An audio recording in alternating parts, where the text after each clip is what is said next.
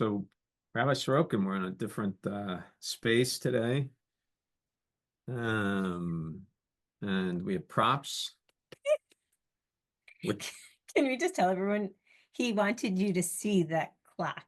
Like he clock radio. redirected the Clock radio. radio. Young people don't know what a I clock radio know. is these I days. just read something yesterday that said that you should have clock radios because it means you don't have your phone next to your head Yeah, when you sleep. yeah, something to be said for that, I So think. this is an example. Yeah, this is, I'm from the clock radio generation. Monday night. So Pekudei, do you want to intro us? Pick a day to do what?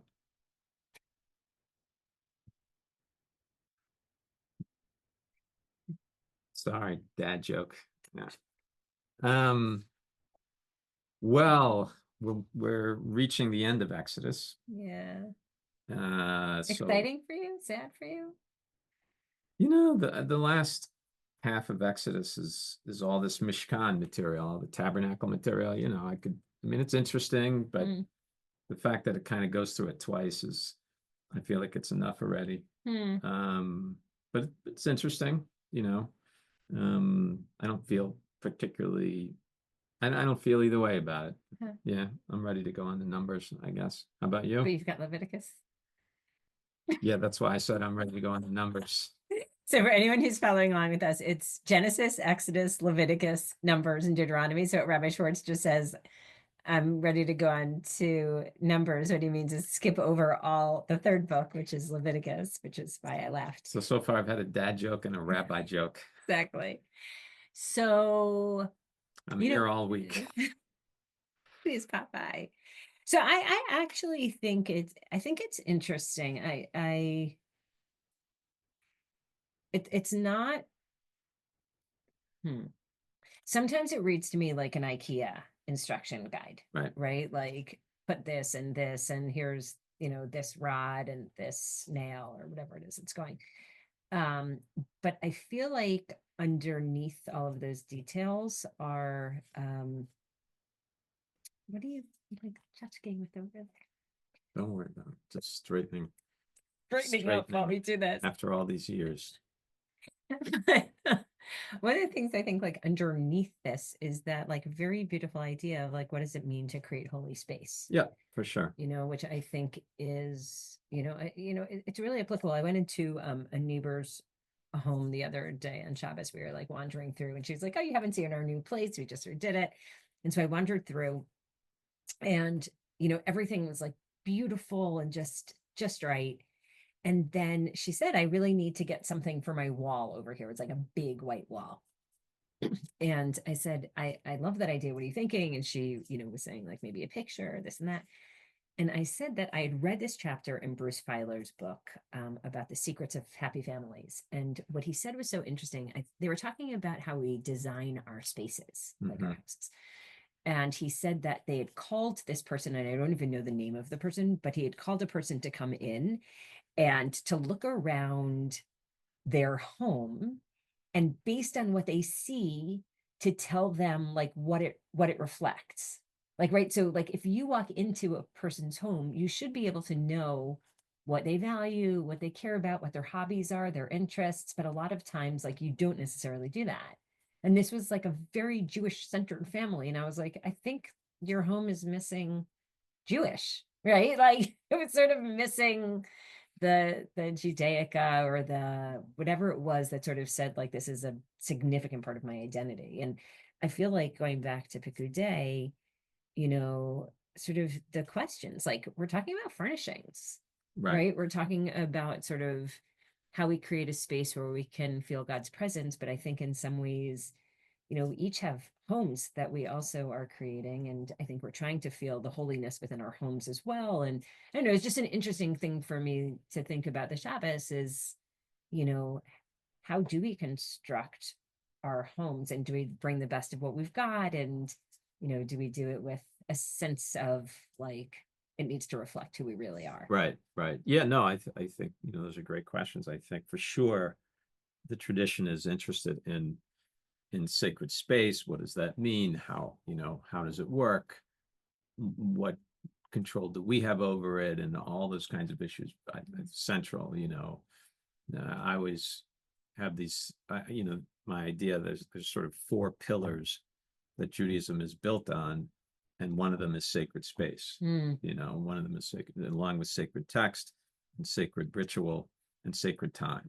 And sacred space is at the center of it. And partially, I think and the Mishkan, as we know, is built in part to be a kind of reproduction of Sinai. Yeah. And we bring that into our sanctuary as well. But the sense of how do you take the most sacred space, which was Sinai, and how do you create something that enables you to feel a sense of that wherever you go? And so over time, Jews do it with the temple. The tabernacle is the first sort of attempt at it, then the temple, and then ultimately, so you're going to create sacred space in a synagogue. You're going to create sacred space in your homes, and all those kinds of things. What do you think in a home makes it look Jewish? In a home, I would say like books, mezuzah, like that's already obvious. Yeah, actually, it's so funny that you said that, because this was a part of that conversation too, that the person that had like designed this home, or like the decorator, she brought stacks of books. And yeah, and actually it's funny, but I had someone come over at one point to help me with something that was happening in our like fireplace bookshelves. And she was like, oh, I have like, there's a lot of stuff on these shelves. And she was like, let's pare it down and whatever it was. And she came with a stack of books, and I didn't realize, like, I love books. I have like a love affair with books. And so I was looking one day, I was like, just like sitting by the fire, and I looked up and I was like, there's a book on landscapes of Ireland. And I was like, in your house? in my house, not in my house. And I couldn't even conceive of like what was happening, that like people were bringing fake books into my house. I have a ton of books, but for the sake of them all being white or them all being black or whatever. And I was like, oh, we don't have fake, we have real books. I think books. Yeah, for sure. I think Judaica. Sure. Like, I think your Shabbat candles, your Kiddush cups around, maybe menorahs, art, some art, maybe. I think art. I sort of struggle with like Jewish art sometimes, but I love, that picture up there that you've got, that Charles Jacobs gave to us. Yeah. And actually, whenever I come in here, I miss that, because I brought that to Aileen Scher's Gilchrist room. And it disappeared after that. But I love that picture. So I think in some ways what else do we have that's Jewish? I think those are sort of hitting the main areas, maybe periodicals. Obviously the most telling thing is huge photographs of a family. Like wait, is that a Jewish thing? No, it's not. Come on. Is that really a Jewish thing? I mean, wait, largely. Non-Jews don't have that? Not so often. Okay. So I once read this book. And it was like a dating book. It was this little yellow book. I was like during college, and it was like explaining Jewish ways to non-Jewish people.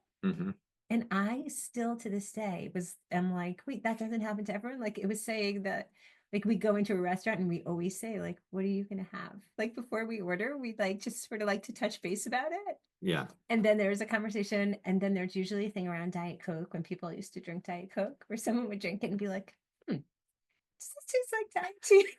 It's a whole thing. And even movie lines, like, we tend to be sort of chatty. Oh, and sitting down at a table at a restaurant, like, they'll take you to one table, but oftentimes you're like, oh, how's that? Like tumult. Some Jewish ways. Somewhere in here is a Larry David routine, I think. But is that picture really Jewish? I mean, let's just say that it's common, where there'll be a large photograph of the family, and then you have the B'nai Mitzvah photographs, right, as well. That's a telltale sign. Total aside, and then we'll go back to Pekudei. But for Noah's 15th birthday, she told me what she wanted. She never has a gift. She never really cared about gifts, but she had one specific gift, and she wanted a portrait of her wearing like the outfit of a queen and like Tiara tiara, type thing. and she wanted a big fat white cat in her lap. It was like so, it was so detailed. She wanted a picture of this A or portrait. a portrait? A portrait painted. So maybe someday her family would think that she had Royalty. anyway. By the way, we did it. It was so crazy and fun, and it was during the pandemic, and it was never okay. The So sacred Pekudei. space, a sacred space. So one of the things I think is actually really interesting is that, you know, in Vayakel Pekudei, usually, which is last week's Torah portion and this week's, typically go together. And Vayakel is actually almost identical to Truma, which came a little bit further back. But this is really what I think is pretty spectacular.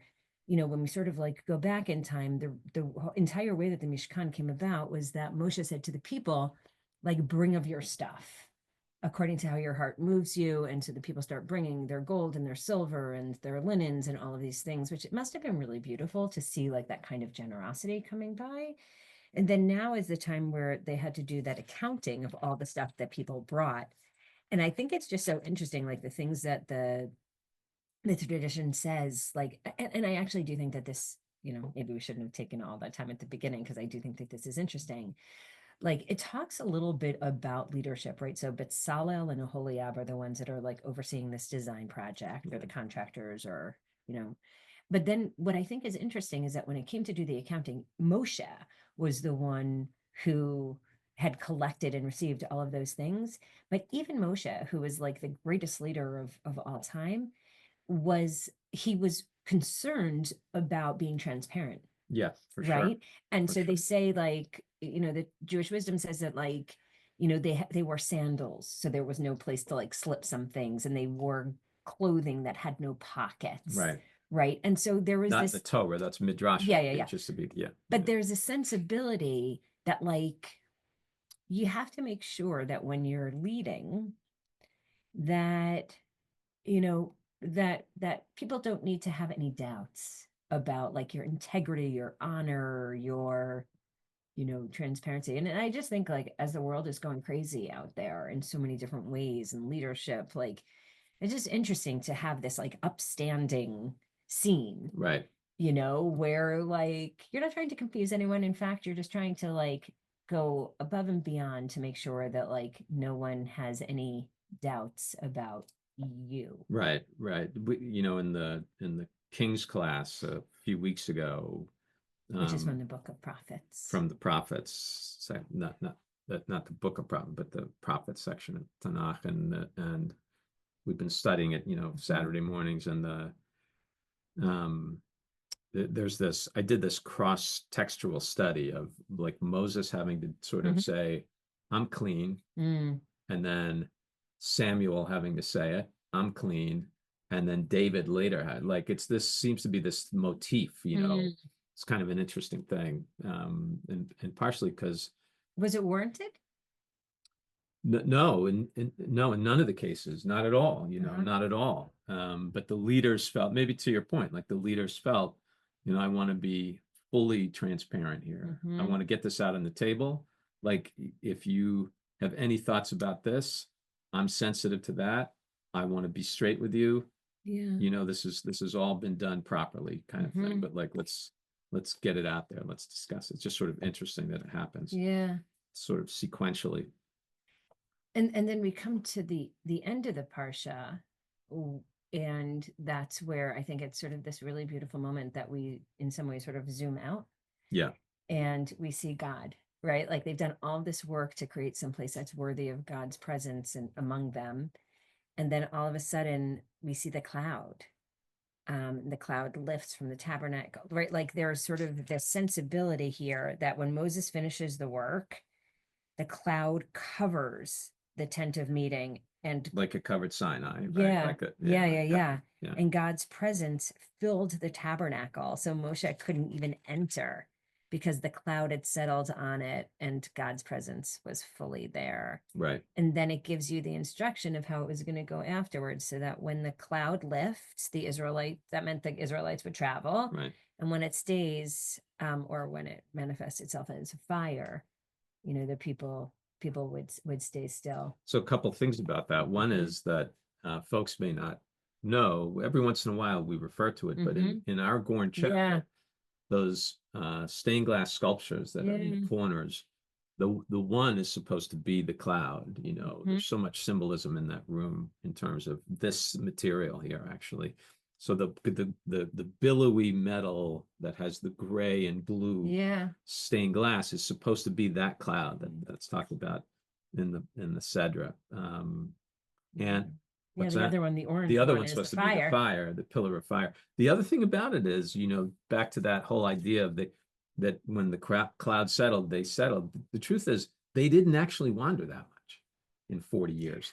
Like they wandered a little bit, but a lot of the time they were just hanging out. Yeah, hanging out and camping. It wasn't like every day they got up, and no, they would years stay in one place, So that's just something that we don't think about most of the time. But when you begin to like parse out the Torah and you see this move and that move, actually a lot of the times they were in the same place. Well, it's interesting because when you go back to like sort of looking at the details of how this happened with the planks and everything else, you realize that, like, thank God they didn't have to constantly, deconstruct and reconstruct this, because it wasn't like a pop-up tent. Right. There's a lot to There's it. a lot. Yeah, absolutely. It's not the kind of thing you want to do every day, I went to see October 8th last night. Yeah. And in some ways it sort of tying into this, just that like our history has always, sort of, for one reason or the other, we've always needed to be able to move. Yeah, oh, for sure. Yeah, sure. That's our tradition in so many ways is diasporic, as we would say. Founded in places outside of the land. And what does that mean? We've been in Talmud class over the last, probably like 6 weeks or so.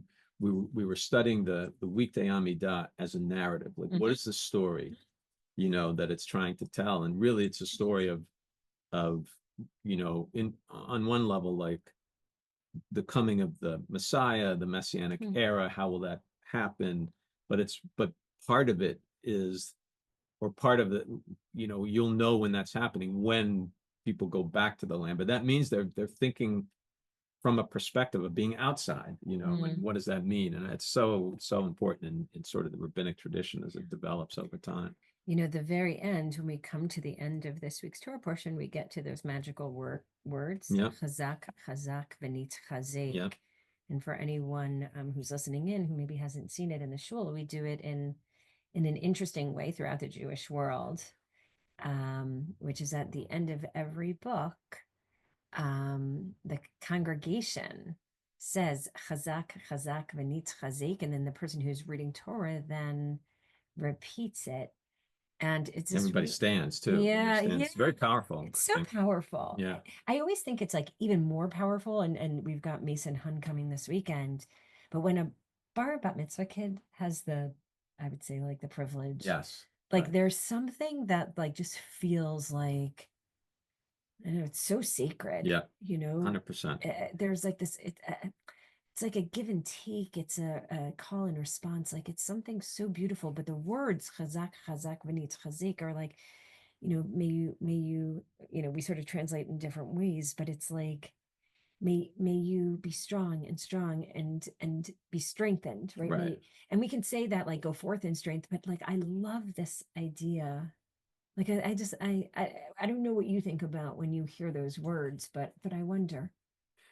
No, it's very powerful ritual to me also, I mean, for us, like, we're so engaged in that process, let alone the material, but there's the weekly reading. There's such a power to that in and of itself, I think. And this sort of communal marking of the moment when we've again been able to go through that book and to have the opportunity to do it as a community. Yeah. So for me, the chazak is always, it's like chazak to the person who has the bracha for that Yeah. for that aliyah that concludes it. In this case, it'll be the maftir, the bar mitzvah boy, and then it's chazak to the reader, Mhm. which is the same person in this case, and then it's vanit chazek because we formed community together and to kind of enable all of this to happen. Yeah, I love that moment. Do you ever hear the sort of the drash on the last words of every book of the Torah? Did you ever hear that? No. So the last word here is mas ehem, right? Mhm. This is the last word in Exodus. So the last word of Genesis is Mitzrayim, Egypt. The last word of Exodus is Journey. mas ehem, their journeys. Yeah. The last word of Leviticus is Sinai. The last word of Numbers is Jericho. And the last word of the Torah is Israel. Wait, what's Bereshit's last word? Is Egypt. Egypt. It's, So if you take the 5 yeah. words, it tells the story of the Torah, right? They go to Egypt. They go on a journey. They get the Torah at Sinai. Okay. They cross through Jericho and enter the land of Israel. Nice. Right? And how can we say more than that? So I guess maybe it's nice. I think maybe like that could be our bracha, like our wish for everybody as we like go forth. We've completed another book together, by the way. Time passes. Yeah, for sure. And our blessing, I think, will be that we can all stay strong and together be strengthened. It's a great blessing. And join us for Shabbos. Have a great Shabbos. Shabbat Shalom.